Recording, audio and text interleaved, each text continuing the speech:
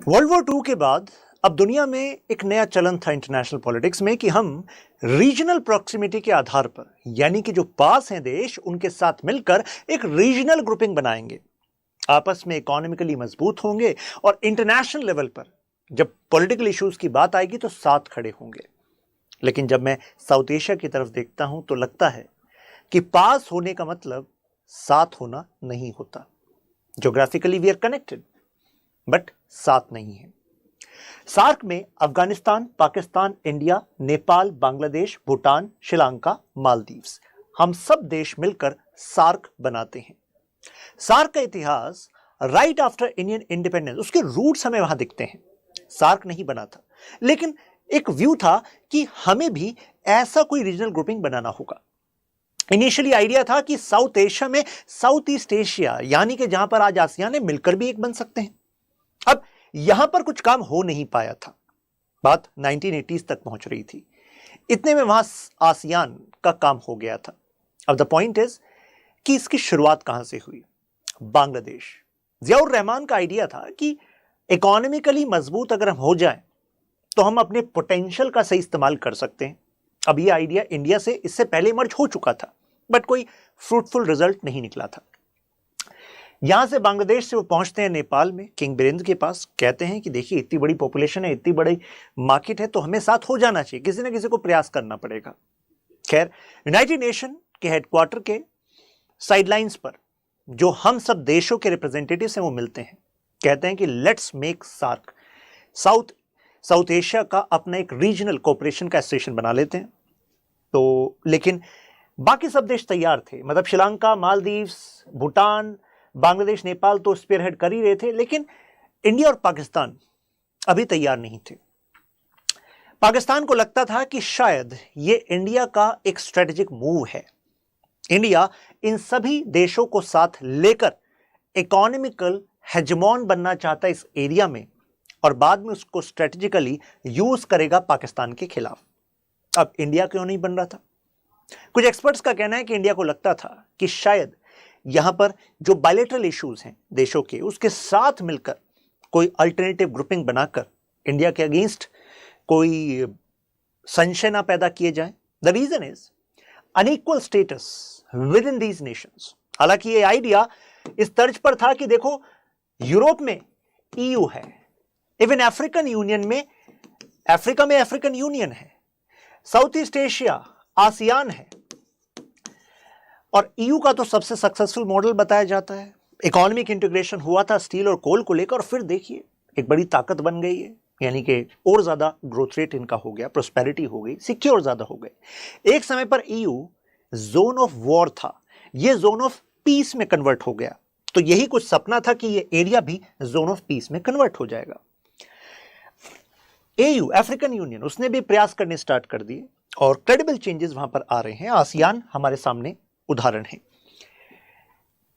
लेकिन फिर हुआ क्या? ठीक है, हमने बना तो लिया, लेकिन अभी भी इंडिया और पाकिस्तान में स्केप्टिसिज्म था। स्केप्टिसिज्म बाय डायलॉग चेंज हुआ। 1985 में फाइनली स्थापना हुई। 1985 नाउ यहां पर हमारे पास अदर ऑब्जर्वर स्टेट्स भी आए, 10 ऑब्जर्वर स्टेट आए कि हम भी आपके साथ इशू बेस्ड डायलॉग में शामिल होंगे। हमने कहा ठीक है, आप भी शामिल होते रहिए। 1985 में स्थापना हो गई। बेसिक्स ऑफ एक्ट है, Kathmandu, right, headquarter. Now the point is कि जो वो चाह रहे थे कि एक रीजनल कोऑपरेशन का एक ऐसा एग्जाम्पल बनेगा जो पीपल टू पीपल इंटरेक्शन बढ़ाएगा और इंटरनेशनल लेवल पर इन सब देशों को और मजबूत करेगा। क्या वैसा हो पाया? नहीं, क्योंकि कमेंट्री इस पर आती है कि SAARC is like initiative which is in coma में है। इसके रूट में हम 1979 में जो सोवियत का एग्रेशन हुआ था, या आप कह सकते हैं सोवियत का इंटरवेंशन हुआ था अफगानिस्तान में, वो भी इसका एक लिंक बताया जाता है। क्योंकि उस समय अदर देशों को लगा कि अरे हम शामिल हो जाते हैं, एक ग्रुप बना लेते हैं, तो ऐसे में सिक्योरिटी और ट्रेड पर जो आगे इंपैक्ट आएगा, उस इंपैक्ट में हमें ज्यादा नेगेटिव इंपैक्ट नहीं पड़ेगा। सार्क इस वजह से भी इंपॉर्टेंट है क्योंकि स्ट्रेटेजिकली लोकेटेड है। आप एग्जाम्पल देखिए, यह है इंडियन ओशन, यहां पर चाइना है। हम सबको पता है कि चेंजिंग वर्ल्ड ऑर्डर में चाइना हेजेमोनी को एक्चुअली क्लेम करना चाहता है वर्ल्ड की, और किसको काउंटर करना चाहता है? यूएस को। वो यूएस जो इंटरनेशनल सिस्टम को लीड करता है। अरे आज का वर्ल्ड ऑर्डर किसका बनाया हुआ है? यूएस का बनाया हुआ है, सीधी सी बात है। आईएमएफ, वर्ल्ड बैंक, डब्ल्यूटीओ, इन सभी की शर्तों पर दुनिया आज काम करती है कि नहीं करती? करती है। यूनाइटेड नेशंस को बनाने में यूएस का मेन रोल रहा है। तो ऐसे में जिसने इस पूरे वर्ल्ड सिस्टम को बनाया है, अब उसको जो चैलेंज मिल रहा है वो यहां से मिल रहा है, और वो साउथ एशिया से कनेक्टेड है। Indian Ocean region, major sea line of communication यहां से होकर जाती है, यहां पर ये सिचुएटेड है साउथ एशिया। इधर गल्फ के बराबर में है साउथ एशिया, तो कहने का मतलब है स्ट्रेटेजिकली लोकेटेड है साउथ एशिया। अगर कहा जाए कि ये साउथ एशियन रीजन जो है आजाद हो गया था ब्रिटिशर्स से, तो ये कहना पूरी तरह सही नहीं होगा फ्रॉम वन पर्सपेक्टिव। आजाद होने का मतलब क्या है कि टेरिटरी से वो लोग बाहर चले गए तो ये आजाद होना है। लेकिन अगर देखा जाए तो साउथ एशिया की एक स्टंटेड ग्रोथ का कारण ये कॉलोनियल लेगेसी भी है। कारण क्योंकि इस एरिया को उन्होंने इस तरीके से बांटा, मतलब कार्टोग्राफी यानी कि मैप का इस तरीके से उन्होंने इस्तेमाल किया कि वहां पर अभी तक हम उस इतिहास की राइवलरी से जूझ रहे हैं। चाहे आप इंडिया पाकिस्तान देख लीजिए, राइट, नेपाल देख लीजिए, राइट। अब इस रिसर्च पेपर में कहा गया है कि Pakistan at heart of SAARC's failure. Reason क्या है? कहा जाता है कि देखो, एक तो स्ट्रेटेजिक शिज्म है। मतलब क्या हुआ? यानी कि पाकिस्तान स्ट्रेटेजिकली अलाइन नहीं मानता अपने आप को with the rise of south Asia along with India. Pakistan आज भी वही एग्जिस्टेंशियल थ्रेट मानता है इंडिया को, और वही दोनों के बीच में राइवलरी चलती है। तो यानी कि यहां पर misunderstandings, misconception in Pakistan using terrorism as you can say a state apparatus, वो एक बड़ा कारण रहा है। तो देख रहे हैं कि अगर आपके पड़ोस में एक देश रॉन्ग पॉलिसीज का इस्तेमाल करे तो उससे बाकी सब एक साथ नहीं आ पाते, और नहीं आ पाते तो पूरे रीजन का जो प्रोस्पेरिटी का यू कैन से विजन है वो इन्फ्लुएंस हो सकता है। रीजनल कोऑपरेशन इंटरेक्शन की बात की, लेकिन हर कोई चाहता है कि हम इंटरनेशनल लेवल पर अपने रीजनल इंटैक्ट होने के यू कैन से एग्जांपल्स को दिखाएंगे, लेकिन ऐसा हो नहीं पाया। मैंने आपको बताया लॉन्ग हिस्ट्री ऑफ कॉलोनियलिज्म इसका एक उदाहरण है। जैसे कि विंस्टन चर्चिल, उनको एक पता था कि देखो, ये जो आपका इंडियन सब कॉन्टिनेंट है, if it remains united then it is going to have a phenomenal growth, reason being its proximity to what? Its proximity to energy base, that is Gulf. Its huge natural resources, population. तो ऐसे में अगर अपने आप को हेजेमोन रखना है, क्योंकि वो समय था पैक्स ब्रिटेकाना का, यानी कि ब्रिटेन का वर्चस्व था, तो जो वर्चस्व रखता है वो कैसे रखता है? केवल अपनी ताकत को बढ़ाकर रखता है? नहीं, जो पोटेंशियल ताकत हो सकते हैं उनको डिवाइड कर कर भी रखता है। तो ऐसे में वायलेंट कैटोग्राफीज का मतलब होता है कि मैप के ऊपर, बाउंड्रीज के ऊपर लड़ाई हमने इस एरिया में देखी।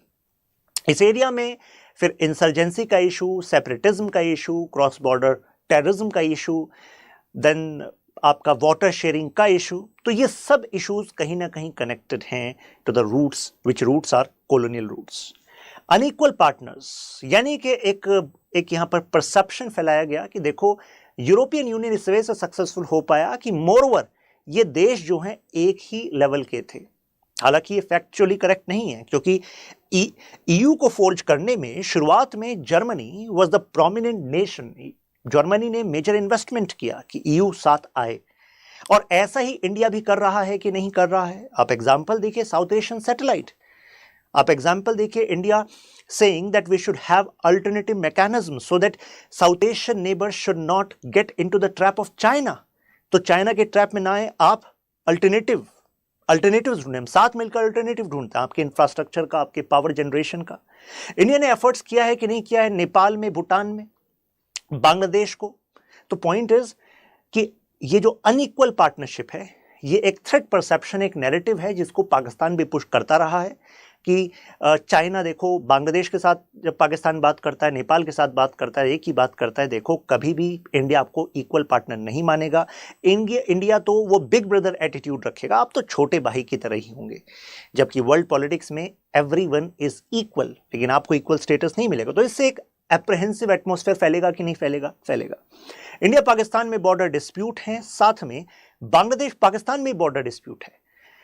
बांग्लादेश बांग्लादेश, यू कैन से अफगानिस्तान पाकिस्तान में बॉर्डर डिस्प्यूट है, क्योंकि बांग्लादेश और पाकिस्तान का जो मुद्दा है वो तो हमने सार्क को बनने से पहले ही सॉल्व हो ही गया था, राइट। आप सब जानते हैं लिबरेशन वॉर ऑफ बांग्लादेश। यहाँ पर मैं अफगानिस्तान पाकिस्तान की बात कर रहा हूँ। मतलब क्या है, अफगानिस्तान में पाश्तूनिस्तान मूवमेंट और पाश्तूनिस्तान का सपना जो कि पाकिस्तान के कुछ क्षेत्रों को क्लेम करता है, राइट। तो यहाँ पर ये जो बॉर्डर डिस्प्यूट है ये अफगानिस्तान की डोमेस्टिक पॉलिटिक्स का भी कारण है। कहा जाता है ये भी एक रीजन है कि पाकिस्तान हमेशा से दखल देने वाली ताकत रहा है अफगानिस्तान में अपनी सिक्योरिटी के लिए, नहीं तो वो पाश्तूनिस्तान की मांग से अफगानिस्तान बेसिकली पाकिस्तान पर एग्जिस्टेंशियल क्राइसिस आ जाएंगे। और आप खुद ही सोचिए, अगर अफगानिस्तान पाकिस्तान दोनों सार्क के मेंबर हैं, आपस में इशू है, तो कैसे यू कैन सी यूनाइटेड हो सकते हैं, एक सिंक हो सकता है। इंडिया नेपाल वाला मुद्दा है, जो जैसे काला पानी वाला मुद्दा है, वहाँ पर सगौली की ट्रीटी और एंग्लो नेपाल वॉर उसको कोट किया जाता है। तो कहने का मतलब हुआ कि मैप से जुड़े हुए इशूज़ हैं, इंसर्जेंसीज हैं, क्रॉस बॉर्डर टेररिज्म है, स्मगलिंग है, ये कारण है। अब यहाँ पर एक और रिसर्च पेपर है, इंडियन रीजनल फॉरेन पॉलिसी। इसमें कहा गया है कि देखिए जो पॉलिसी फॉर्मुलेशन है इसमें चौविनिज्म का इस्तेमाल किया जाता है, हाइपर नेशनलिज्म का इस्तेमाल किया जाता है, जबकि साउथ एशिया को चाहिए कि कॉमन आइडेंटिटी को पुश करे। इस रिसर्च पेपर में कहा गया है कि पाकिस्तान अपने आप को इस्लामिक स्टेट पुश करता है, the idea of Pakistan is based on Islamic state, और वो इंडिया को हिंदू स्टेट का आइडिया मानता है। तो यानी कि वो आइडेंटिटी को कॉमन नहीं देखते। अब पाकिस्तान सेम आइडियाज को when they engage with Nepal, Bangladesh, Sri Lanka, so they actually have same narrative that each one of us have our unique, you can say, identity. But अगर कभी भी आपको रीजनल कोऑपरेशन करना होता है तो सेंस ऑफ कॉमननेस रखनी होती है। जैसे अफ्रीकन यूनियन कहा कि हम सब अफ्रीकन हैं, जैसे यूरोपियन यूनियन हम सब यूरोपियन हैं। अरे यूरोप में कल्चर डिफरेंस नहीं है क्या? जी हाँ है कल्चरल डिफरेंस यूरोप में भी, यूरोप में डिफरेंट कल्चर्स हैं, लेकिन साउथ एशिया में यहाँ पर we are having this divisions, not having common you can say identity. तो हम कह सकते हैं पॉलिटिकल डिसहार्मनी है और हर किसी का एक स्ट्रेटेजिक शिज्म है, मतलब स्ट्रेटेजिक अपोजिट्स हैं, राइट। और इस वजह से इंटीग्रेशन जो है अनसर्टेन लगता है, राइट। अब देखिए 1987 के सार्क समिट में regional convention on suppression of terrorism माना गया था कि भाई ये कन्वेंशन है, लेकिन अब आप खुद ही देखिए जब सार्क समिट में ये फैसला हो गया कि suppression of terrorism is our priority, लेकिन फिर भी पाकिस्तान की तरफ से कितने सारे टेररिस्ट ग्रुप्स को सपोर्ट किया गया। उसके बाद तो हमने कितने सारे युद्ध देखे, इस बीच में हमने कारगिल भी देखा, राइट। तो यानी कि जब क्लियर हो गया कि एक सार्क का मेंबर इस तरीके से कर रहा है और SAARC as a forum is not able to solve it, तो यानी कि सार्क का फेलियर ही हुआ ना। ये यहां पर कोशिश की गई चलिए प्रेफरेंशियल ट्रेड एग्रीमेंट करते हैं, बात है 1993 की, 1995 में एनफोर्स हुआ, बट पॉइंट इज कि ये बाइंडिंग नहीं था, ये एक्चुअली वॉलंटरी था। अब आप खुद ही सोचिए जो इंटीग्रेशन नहीं है पूरे इस एरिया में, तो क्या ये वॉलंटरी सक्सेसफुल होने वाला था? नहीं।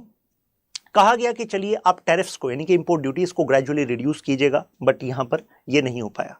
एक और प्रयास किया गया साफ्टा का 2004 में, और काफी देश एग्री हो गए।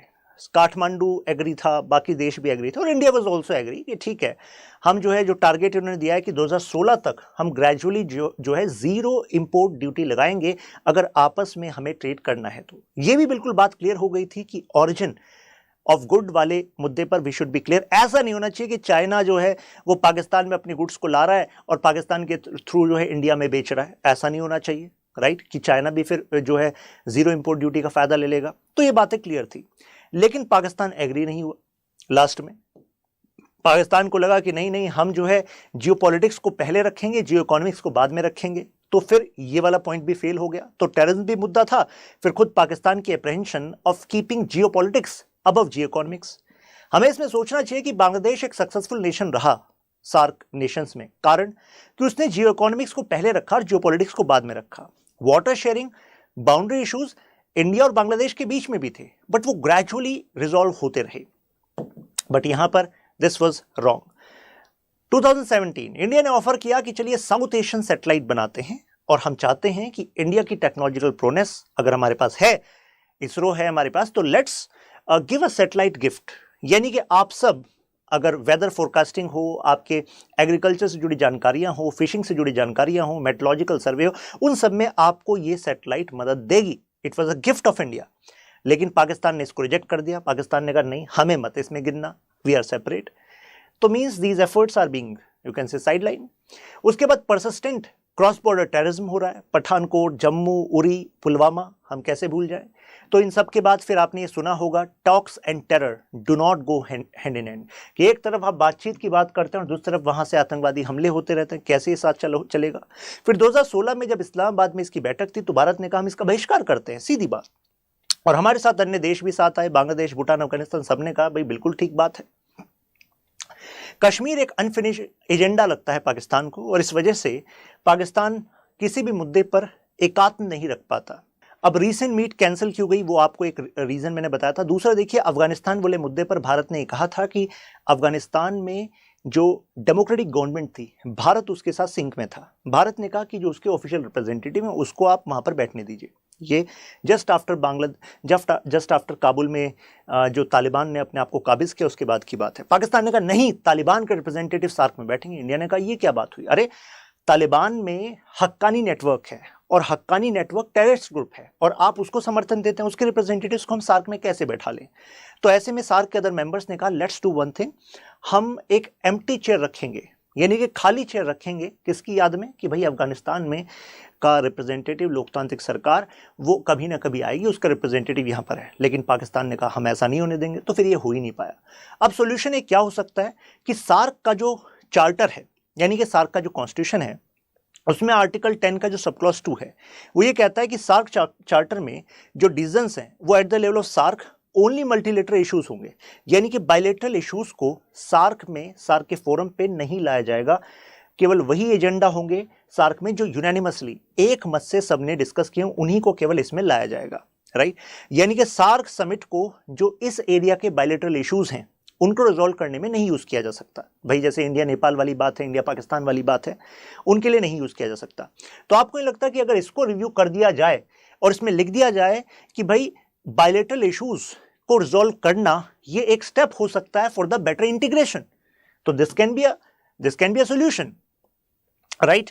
हम रीजनल लेवल पर इकोनॉमिक एक्टिविटी को जनरेट कर सकते हैं, आत्मनिर्भर सार्क, इसके सपने पर हम काम कर सकते हैं। मतलब क्या है, यानी कि जब जो रॉ मटेरियल एक जगह से दूसरी जगह, मतलब if you are taking from far then we can take from here only, SAARC में ही, प्लस एक दूसरे की मार्केट का इस्तेमाल कर सकते हैं। तो यानी कि हमारी दूसरों पर निर्भरता को हम कम करने के लिए सार्क का इस्तेमाल कर सकते हैं।